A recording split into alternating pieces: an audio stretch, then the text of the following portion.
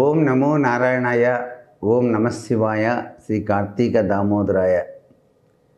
కార్తీక మాసంలో బహుళ అమావాస్య చాలా గొప్ప విశేషకరమైన ప్రభావాన్ని మానవాళికి అందిస్తుంది.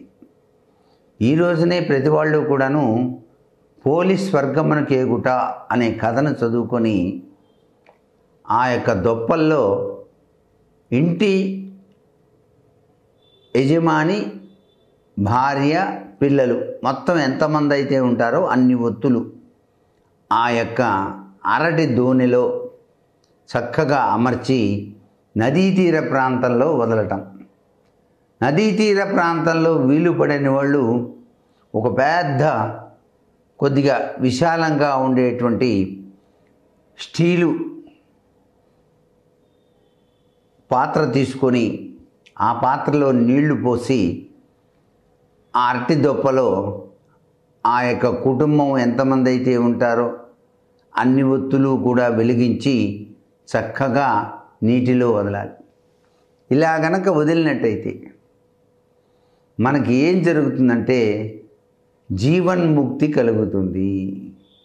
చివరి దశలో ఎవరి చేత చేయించుకోకుండా ఈ జన్మ ఎత్తినందుకు సార్థకతతో పరమేశ్వరుని ధ్యానం చేస్తూ పోతాం అని చెప్పేసి శాస్త్రం.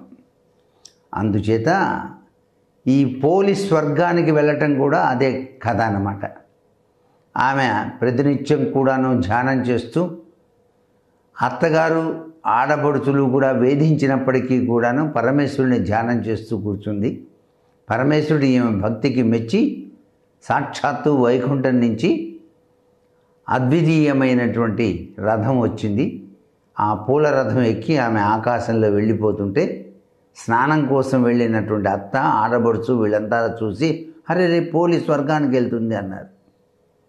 అప్పటి నుంచి ఇది ప్రచారంలో ఉన్న కథ. అందుచేత మనం అమావాస్య తిథి నాడు ఈ విధంగా నీటిలో వదిలేటువంటి సాంప్రదాయ లక్షణాన్ని నేటికి పాటిస్తున్నాం. అయితే ఇక్కడ బహుళ అమావాస్య నాడే భారత యుద్ధం ప్రారంభమైందని, ఈరోజే భారత యుద్ధం ప్రారంభమైందిట. శ్రీకృష్ణుడు అర్జునుడికి గీతను కూడాను ఈ రోజునే బోధించాడు అని కనుక ఈనాడు గీతా జయంతిగా కూడాను జరుపుకునేటువంటి సాంప్రదాయం ఉంది. ఈ అమావాస్యకు ఒక ప్రత్యేకత ఉంది. సూర్యుడు, చంద్రుడు ఇరువురు కూడాను స్వాతి నక్షత్రంలో ఉంటారన్నమాట. సూర్యచంద్రులు ఇరువురు కూడా స్వాతి నక్షత్రంలో ఉంటారు. ఈనాడు పితృయజ్ఞం చేయటం చాలా శ్రేష్టమని మనకు శాస్త్రాలు తెలియచేస్తున్నాయి.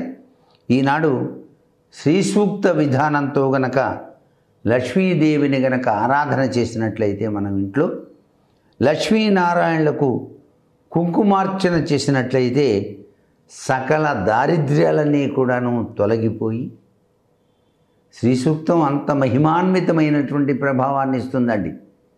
ఏ వ్యక్తి అయితే నిత్యం శ్రీ సూక్తం విన్నా చాలండి, జన్మ ధన్యమై తీరుతుంది. దానికి తోడుగా విష్ణు సహస్రనామం కూడా పెట్టుకోని వినాలి.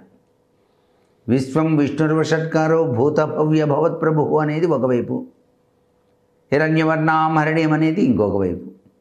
ఇట్లా రెండూ కూడాను పఠించాలి. ఎవరైతే ఈ విధంగా ప్రతినిత్యం పఠిస్తూ ఉంటారో వారికి అసలు జన్మలో దారిద్ర్యం ఉండదు. ఎప్పుడూ కూడా తొలలేని వైభవంతోనే తొలతూగుతారని శాస్త్రం.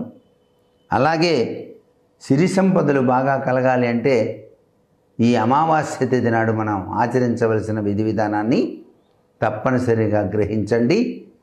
ఇక ఇంత గొప్ప విశేషకరమైనటువంటి ఈ కార్తీక మాసంలో మనం ప్రతినిత్యం కూడా మనసు నిండా పరమేశ్వరుణ్ణి, ఆ హరిని తలుచుకుంటూ, అరే విష్ణాలయానికి నడుచుకుంటూ వెళ్తే కాళ్ళకి చెప్పులు లేకుండా ఎంత అదృష్టమోట.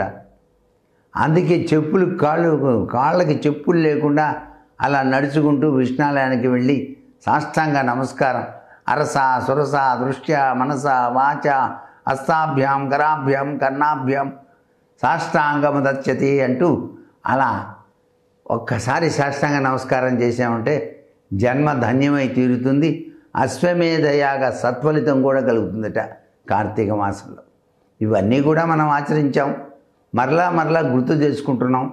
ఈ అమావాస్య తిథి నాడు కూడాను తప్పనిసరిగా దీపారాధన ఆచరించాలి ప్రతి వాళ్ళు కూడాను. శివాలయ ప్రాంగణం, విష్ణాలయ ప్రాంగణంలో ఈరోజు కూడా ఉపవాసం ఉండి గౌరీదేవికి తప్పనిసరిగా పూజలు చేయాలి. అమ్మవారిని తలుచుకోవాలి, లక్ష్మీదేవిని తలుచుకోవాలి. లక్ష్మీనారాయణ ఇరువుని కూడాను ప్రీతిపాత్రంగా పూజించి తరించాలన్నమాట. ఇంత గొప్ప విశేషకరమైనటువంటి కార్తీక మాసం, ఈ గొప్ప విశేషకరంగా ఉన్నటువంటి ఈ సంవత్సరం మనం ఆచరించటం జన్మసుకృత పుణ్యంగా భావిస్తూ ఆంధ్రజ్యోతి ప్రేక్షకులందరికీ కూడాను సర్వాభీష్టాలు కూడా నెరవేరాలని చెప్పేసి కోరుకుంటూ సర్వే జనా సుఖినో భవంతు.